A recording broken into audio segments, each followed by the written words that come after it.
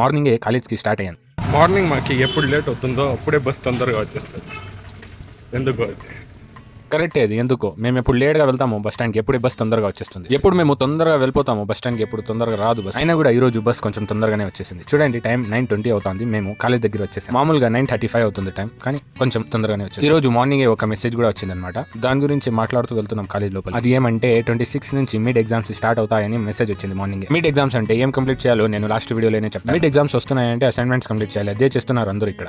Zoom lunch break. ఈ రోజు lunch తో మాతో పాటు మా ఫ్రెండ్స్ చాలా మంది ఆబ్సెంట్ ఉన్నారు. ఎగ్జామ్స్ వస్తున్నాయి కదా, అందరూ వచ్చేస్తారు. మన లంచ్ బ్రేక్ గురించి మీకు చెప్పాల్సింది అవసరం లేదు నాకు తెలిసి కదా. ఫైనల్లీ లంచ్ కంప్లీట్ చేసుకున్నాం, వచ్చి కూర్చున్నాం బయట. చూడండి, ఇక్కడ లంచ్ కంప్లీట్ చేసుకుని అందరూ ఫోన్ లో బిజీగా ఉన్నారు. చాలా మంది ఈ రోజు రాలేదు కాలేజ్కి, అందుకే జోక్స్ ఎవరు వేయడం లేదు ఇక్కడ. ఫ్రెండ్స్ అందరూ వచ్చేస్తే మళ్ళీ ఫోన్స్ పక్కన పెట్టాల్సింది. నిన్న నుంచి క్లౌడీ క్లైమేట్ ఉంది. గురుంగుండలో అయితే వర్షం పడింది నిన్న. చూద్దాం ఈ రోజు ఏమవుతుందో. ఫైనల్లీ మేమైతే రిటర్న్ అవుతున్నాం ఇంటికి. బస్ లో కొంచెం స్పేస్ దొరికితే చాలు వచ్చేస్తాం మేము బస్.